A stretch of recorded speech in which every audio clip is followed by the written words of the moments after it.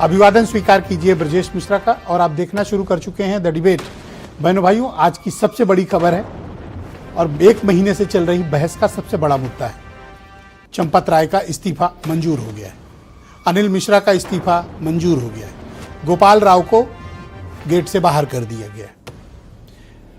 3 घंटे तक चली ट्रस्ट की बैठक में त्यागपत्र स्वीकृत होने में सिर्फ 1 मिनट लगा, लेकिन वो भी कुछ ऐसे सदस्य थे जो चंपत राय के पैरोकार भी थे, लेकिन पराशरन जी ने एक लाइन में बात समाप्त कर दी और ये कहा कि जिस समय त्यागपत्र दिया गया उसी समय वह स्वीकृत हो गया है और ये ट्रस्ट के संविधान का ये अनुच्छेद है।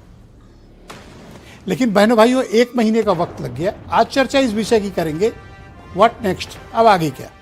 आज चर्चा इसी बात की।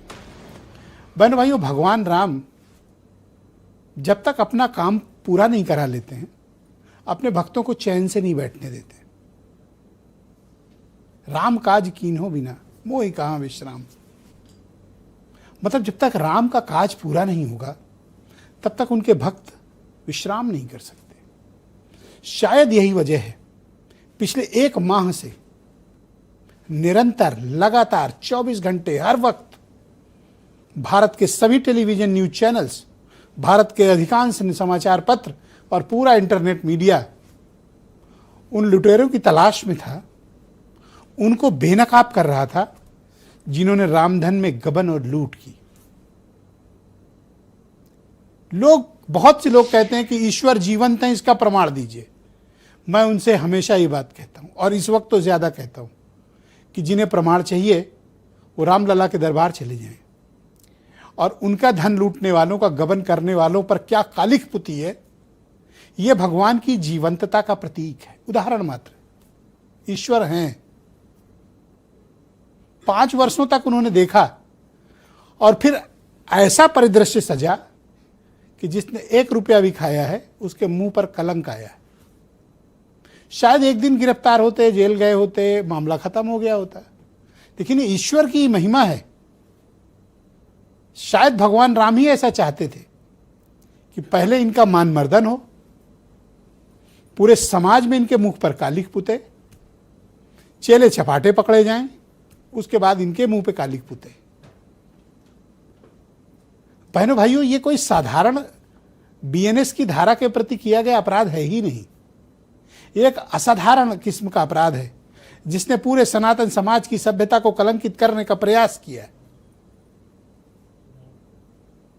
और मैं सराहना करूंगा पराशरन जी की, सुप्रीम कोर्ट के उस महान सीनियर अधिवक्ता की, जो आज ऑनलाइन जुड़े थे वीडियो कॉन्फ्रेंसिंग में और 2 टूक ट्रस्ट की मीटिंग में कह दिया कि जिस वक्त इस्तीफा दिया गया उस वक्त वो इस्तीफा स्वीकार है, उसमें कोई इफ एंड बट है ही नहीं। ये विचार करने योग्य विषय ही नहीं है कि उसके लिए इतना इंतजार करना चाहिए था।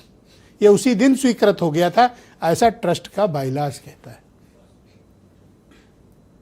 और सिर्फ इतना ही नहीं हुआ, चंपत राय और उनकी पूरी टीम ट्रस्ट से बाहर की गई। उनका सबसे खास साथी डॉक्टर अनिल मिश्रा, वो भी ट्रस्ट से बाहर किए गए। गोपाल राव को बाहर का दरवाजा दिखाया गया और कृष्ण मोहन को इंटरिम महामंत्री बनाया गया। लेकिन एक सबसे बड़ी खबर है जो अब तक लोगों को पता ही नहीं है, या पता है तो कुछ लोगों को, जिन्होंने समझा ही नहीं। आपको मैं ले चलता हूं नृपेंद्र मिश्रा के उस स्टेटमेंट पर। उन्होंने क्या कहा था नृपेंद्र मिश्रा ने, याद करिए। 18 चैनलों को 1-1 घंटे का दिल्ली में उन्होंने इंटरव्यू दिया था। जो आदमी बाइट तक नहीं देता, उसने 18 चैनलों को 1-1 घंटे का इंटरव्यू दिया और ये कहा था हर इंटरव्यू में, याद करिएगा वो बात, कि ट्रस्ट को चलाने के लिए एक अनुभवी अधिकारी की आवश्यकता है। तो आपको पता है आज ट्रस्ट की बैठक में यह प्रस्ताव पास हो गया है कि ट्रस्ट को में एक मुख्य कार्यकारी अधिकारी अपॉइंट किया जाएगा और उस सीईओ की तैनाती नियुक्ति के लिए एक सर्च कमेटी भी बना दी गई है। सर्च कमेटी के मेंबर्स के नाम भी आ गए।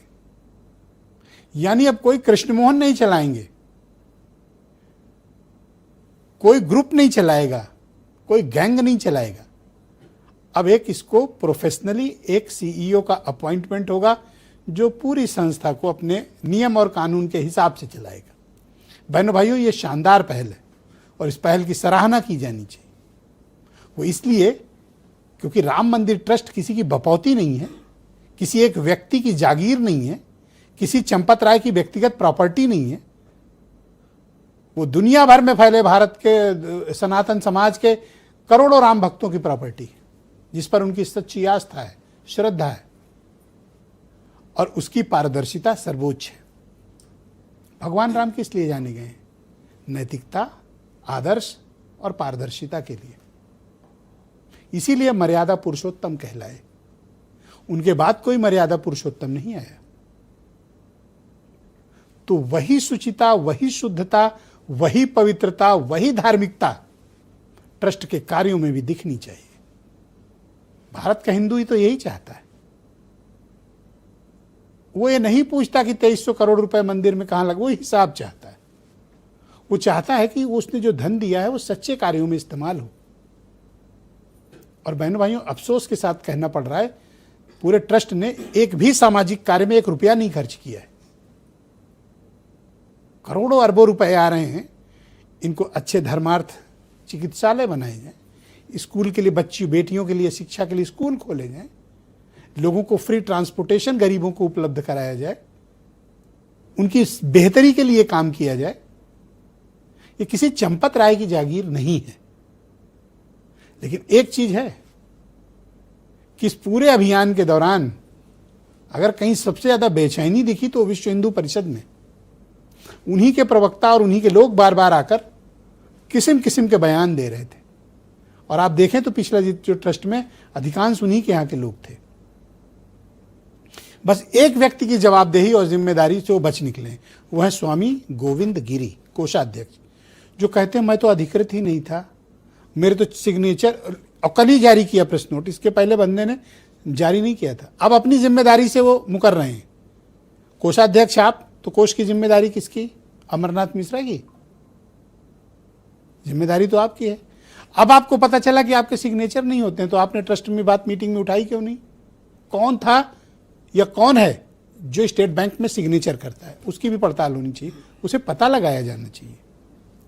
गोविंद गिरी अपनी जिम्मेदारियों से भाग नहीं सकते। एसआईटी और पुलिस को उनको भी जांच के दायरे में लेना चाहिए।